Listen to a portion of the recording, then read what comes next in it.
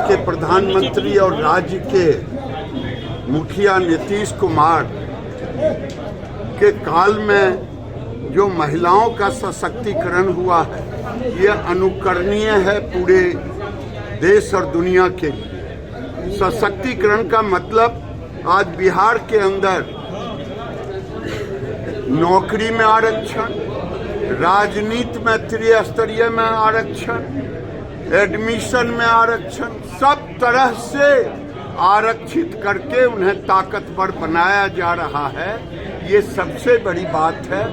आज बेगूसराय जिले में जीविका जो है वो लगभग 4000 करोड़ रुपया उनके डेवलपमेंट के लिए ये नीतीश कुमार और नरेंद्र मोदी की जोड़ी के कारण ही हो रहा है।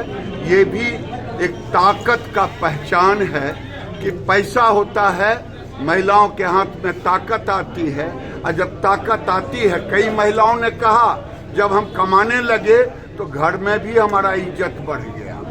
तो पैसा ताकत का प्रतीक होता है। आज महिलाएं सशक्त हो रही हैं, चाहे नौकरी करके, चाहे मुखिया, जिला परिषद और ब्लॉक के अध्यक्ष हो करके। अब तो प्रधानमंत्री ने एमएलए एमपी में तो करिए देंगे अगला 29 के पहले। तो ये राजनीतिक दृष्टि से, सामाजिक दृष्टि से, आर्थिक दृष्टि से महिलाओं का सशक्तिकरण ही महिला दिवस का मुख्य। आज बेगूसराय कोऑपरेटिव बैंक भी एक इतिहास रचा है जिसके उद्घाटनकर्ता आप हैं, इसके बारे में क्या कहेंगे? मैं कोऑपरेटिव बैंक, मुझे तो ये लगता है कि जो आज से 11 साल पहले मात्र यहाँ, जैसा कि नरेंद्र जी ने बताया अध्यक्ष ने, कि मात्र 45 करोड़ यहाँ एफडी था, आज 245 करोड़ के करीब पहुँच गए। तो ये एक बहुत बड़ी बात है। और इन्होंने 32,000 किसानों को भी ऋण दिया केसीसी में, और 25,000 महिलाओं को भी दिया जेएलजी के तहत। ये एक बहुत बड़ी उपलब्धि है इस कोऑपरेटिव बैंक बेगूसराय का। मैं जरूर ये कहा कि 18% जो यहाँ एनपीए है उसको घटाना चाहिए। नीड बेस्ड फाइनेंस होगा, ये कभी नहीं होगा, और फेस विथ फाइनेंस होगा, ये रहेगा।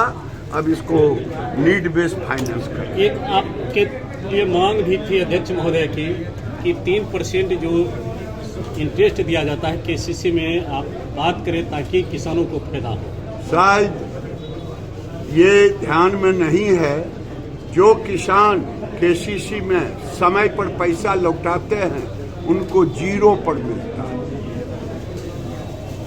0 पर मिलता है। तो ये व्यवस्था है। आगे राज्य और केंद्र मिलकर के और किसानों के हित में काम करेगी, मेरा पूरा विश्वास है। क्योंकि ये लालू जी की सरकार नहीं होने वाली है, सरकार बनेगी नीतीश कुमार के नेतृत्व में ही। तो किसान के बगैर, जहां उन्हें किसान सम्मान निधि प्राइम मिनिस्टर की ओर से मिल रहा है, जहां नीतीश कुमार के तरफ से उनको शक्ति प्रदान की जा रही है, तो ये एक आने वाले दिनों में केंद्र और राज्य डबल इंजन की सरकार। मैं ये भी मांग किया हूँ कि बरौनी HURL से जो खाद बनता है वो खाद यहीं से यहाँ बेगूसराय को मिले, जिससे तबाही ना हो। ये दूरी बढ़ जाती है तो देरी भी हो जाती है, जैसे इस वर्ष कुछ किसानों को दिक्कत हुई। लेकिन मुझे याद है 10 साल पहले लाठियां चलती थी कांग्रेस के समय। 10 साल में एक बार एक क्रॉप में थोड़ी दिक्कत हुई, नहीं तो मोदी जी के आने के बाद इतना अच्छा किसानों के लिए रहा।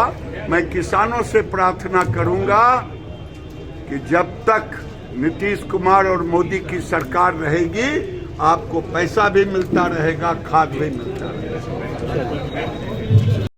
निश्चित रूप से किसानों को हर तरीके से संरक्षित करना चाहिए, और सरकार बहुत तरीके से किसानों को संरक्षित करती है। फसल की बर्बादी जब भी होती है, चाहे वो बाढ़ से हो, सुखाड़ से हो, इन सब स्थितियों में सरकार अपनी तरफ से मदद करती है। लेकिन बीमा भी हो किसानों के लिए तो किसानों को पहले से ही ये आत्मविश्वास रहेगा कि जो फसल वो बो रहे हैं वो भी इंश्योर्ड है और किसी भी आपदा की स्थिति में उनको कहीं इधर उधर देखने की आवश्यकता नहीं पड़ेगी। तो निश्चित रूप से ये होना चाहिए। हम लोग सरकार से मांग करेंगे कि ये भी यथावत जारी रहे।